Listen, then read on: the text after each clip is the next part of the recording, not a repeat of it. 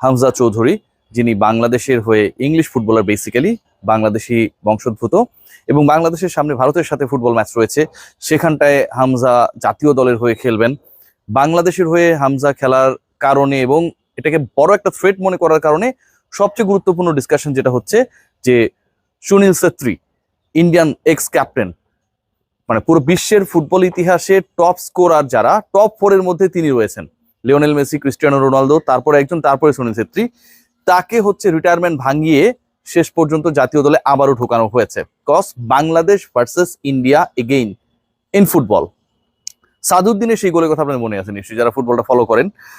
অসাধারণ একটা গোল দিয়েছিল ভারতের এগেনস্টে, এবং সেই পার্টিকুলার গোল দেবার পর আমাদের যে উচ্ছ্বাস, আমাদের ফুটবল কেন্দ্রিক যে ভালোবাসা, সেটা আমরা সোশ্যাল প্ল্যাটফর্মে দেখেছিলাম, টেলিভিশনে দেখেছিলাম। হামজা চৌধুরীর মধ্যে একজন ফুটবলার যখন জাতীয় দলের হয়ে খেলবেন, যিনি ইংলিশ ফুটবলার, শেফিল্ডের হয়ে খেলেছেন, লেস্টারে হয়ে খেলেছেন, ওয়াটফোর্ডে হয়ে খেলেছেন, মানে প্রোফাইল যদি বিবেচনা করি, বাংলাদেশের ফুটবল হিস্ট্রির ever best footballer is going to play for this country. তিনি যখন খেলবেন, জামাল ভুঁইয়ার মতো ফুটবলাররা যখন সেখানটায় থাকবেন, ইন্ডিয়ার এগেনস্টে ডেফিনেটলি একটা বিগ হোপ আমাদের রয়েছে। এবং এই হোপকে কেন্দ্র করে, হামজার আগমনকে কেন্দ্র করে যে ভাইবস তৈরি হয়েছে, সেখানটায় নতুন এলিমেন্ট হচ্ছেন Sakib Al Hasan. Sakib Al Hasan greatest ever in the history of our country or Hamza? এই যে ডিসকাশনটা চলছে, যেই ডিসকাশনটা আমার কাছে মনে হয়েছে টোটালি একটা ফালতু অমূলক ডিসকাশন। প্রথমত আপনি কম্পেয়ার করছেন এমন একজন ক্রিকেটারকে, সাকিব আল হাসানের কথা যদি আমি বলি শুরুতে, যেই ক্রিকেটার শুধু বাংলাদেশ না, পৃথিবীর ইতিহাসে বেস্ট এভার প্রডিউসড অলরাউন্ডারদের যদি টপ 3টা র্যাঙ্ক করেন, সাকিব তার মধ্যে একটা পড়বেন। Sakib Al Hasan, Ian Botham, Jacques Kallis, এরকম টাইপের আপনি আর কাউকে পাবেন না। কপিল দেব, ইমরান খানকে হয়তো পাবেন, বাট সাকিবের মতো এত ভার্সেটাইল ওয়েতে আপনারা পাবেন না, নাম্বার 1।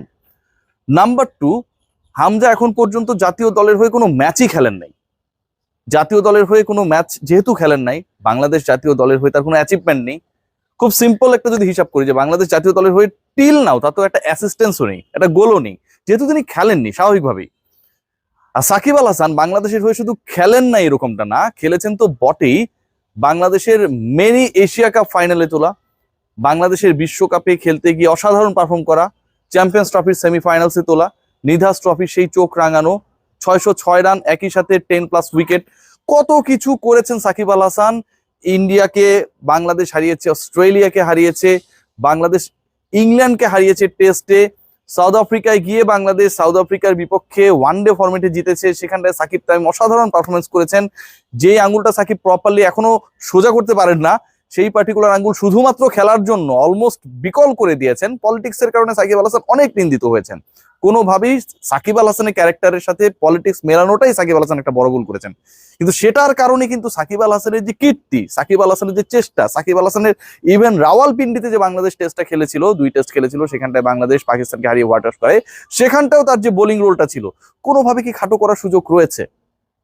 কতগুলো ইতিহাসের সাক্ষী, বাংলাদেশের সর্বোচ্চ উইকেট টেকার, বাংলাদেশের টপ 3 রান গেটার্সদের একজন সাকিব আল হাসান। সাকিব আল হাসান বাংলাদেশের সেকেন্ড টেস্ট সেঞ্চুরিয়ান, নিউজিল্যান্ডে গিয়ে 217 করা ক্রিকেটার, মেনি অ্যাচিভমেন্টস। এখন সাকিবকে আমরা তুলনা করছি, বা সাকিবের তুলনা করার আমরা চেষ্টা করছি, কে গ্রেটেস্ট, সেই আলোচনায় হামজা চৌধুরীর সাথে, যিনি জাতীয় দলের জার্সিতে এখন পর্যন্ত একটা সিঙ্গেল ম্যাচও খেলেন নাই। কত বড় অপদার্থ চিন্তা ভাবনা হলে, কত বড় মেন্টাল ব্লকেজ থাকলে আসলে এই কথাগুলো আমরা বলতে পারি। এই কথাগুলো সাধারণ মানুষ বলতে পারে, কোনো সমস্যা না, কিন্তু আপনি যখন দায়িত্বশীল জায়গায় রয়েছেন, তখন যদি হামজাকে সাকিবের সাথে তুলনা করেন, ফুটবলকে ক্রিকেটের সাথে তুলনা করেন, একজন ক্রিকেটার বাংলাদেশের হয়ে কত কিছু অর্জন করেছে, এটা 11 জনের খেলা, একলা বাংলাদেশকে বিশ্বকাপ সাকিব আল হাসান জিতিয়ে দিতে পারবে না, যেমন হামজাও পারবে না। তার সাথে যখন বাংলাদেশের জার্সি গায়ে এখন পর্যন্ত অ্যাপিয়ারই হয়নি এরকম কারো তুলনা করি, এবং তিনি একটা ভিন্ন সেক্টরে ফুটবলার, সেটা তুলনা করি, সেটা কি খুব বেশি জাস্টিফাইড হয়? আমার কাছে মনে হয় যে শুধুমাত্র কিছু সুরসুরি দেওয়ার জন্য, আগুনে তুষ দেওয়ার জন্য, আলোচিত থাকার জন্য, কিছু রিলস তৈরি করার জন্য এই কর্মকাণ্ডগুলো হয়। সাকিব আল হাসান, হামজা চৌধুরী যদি বাংলাদেশের হয়ে 50 ম্যাচও খেলেন, ফুটবল টিমের হয়ে 50 ম্যাচ অনেক বেশি ম্যাচ, 50টা আন্তর্জাতিক ম্যাচ খেলা খুবই ডিফিকাল্ট।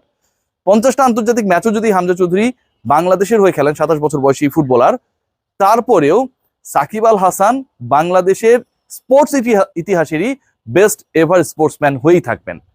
আমি সিরিয়াসলি বলছি, সাকিব আল হাসান, সাকিব আল হাসান ভাই, এই হাইপটা অন্য, এই হাইপটা অন্য। সাকিবকে নিয়ে আমরা যত আলোচনা করি সমালোচনা করি সেগুলোর জন্য তিনি রেসপন্সিবল। দরকার ছিল না। সাকিব নিজেকে ডিভাইডেড করে দিয়েছেন, আওয়ামী লীগ, বিএনপি, জামাত, শিবির, এই যে ট্যাগিং গুলো, এটাকে তো সাকিব নিজে নিজে ইনভাইট করেছেন, দরকার ছিল না। সাকিব আল হাসান তার এলাকার যদি মানুষের সেবা করতে চাইতেন, তাকে আওয়ামী লীগ বা বিএনপি করার দরকার ছিল না। আল্লাহ তাআলা সাকিব আল হাসানকে অনেক দিয়েছে, তো ওই একটা ভুলের কারণে কিন্তু আজকে সাকিব আল হাসান বিতাড়িত। আদারওয়াইজ সাকিব আল হাসান এই সময়টাতেও অনেক বেশি গ্লোরিফাই হতেন, বাংলাদেশের হয়ে খেলতেন, হয়তো বাংলাদেশের কোনো একটা ফরম্যাটে ক্যাপ্টেনও থাকতেন। এই যে যখন মাহমুদুল্লাহ এবং মুশফিক ওয়ানডে থেকে বিদায় নিল এবং বাংলাদেশে আর কোনো হোপ নেই, ইনফ্যাক্ট এই পঞ্চপাণ্ডবের মতো একসাথে এরকম একটা প্রজন্ম পাওয়ার আপকামিং ডেজে সাকিব হয়তো এখনো বাংলাদেশে হয়ে খেলতেন। সো আমি পুরোপুরি এই কম্পারিজনটারই বিপক্ষে। এটাকে আমার খুব অমূলক ফাত্রামি মনে হয় যেখানটায় সাকিব আল হাসানের সাথে হামজা চৌধুরীর তুলনা করা হয়। হামজা চৌধুরী যেখানটায় বাংলাদেশের এখন পর্যন্ত একটা ম্যাচও খেলেন নাই, খেলার পর আমরা হয়তো তার হাইট, তার কোয়ালিটি বুঝতে পারবো যে তিনি কতটা মানিয়ে নিতে পারছেন। দুর্বল দলের সাথেও খেলে অনেক ফুটবলার অনেক কিছু অ্যাচিভ করেন। লিওনেল মেসির কথা আমরা বলতে পারি যে সবশেষ বিশ্বকাপে তিনি তো অনেকটা একাই তুলেছেন, পরের দিকে আমরা আরো অনেককে দেখেছি যে অ্যাসিস্ট্যান্স দিতে, বাট লিওনেল মেসির প্রাথমিক লড়াইটা ছিল একার। হামজা চৌধুরী তো এখন পর্যন্ত খেলেনি। তো বাংলাদেশকে অ্যাচিভমেন্ট এনে দেওয়ার জায়গাও হামজা চৌধুরী এখন পর্যন্ত স্কোরটা শূন্য। আর সাকিব আল হাসানের একটা কথাই বলবো, Sakib Al Hasan is Sakib Al Hasan, don't compare with anyone. সবাই ভালো থাকবেন।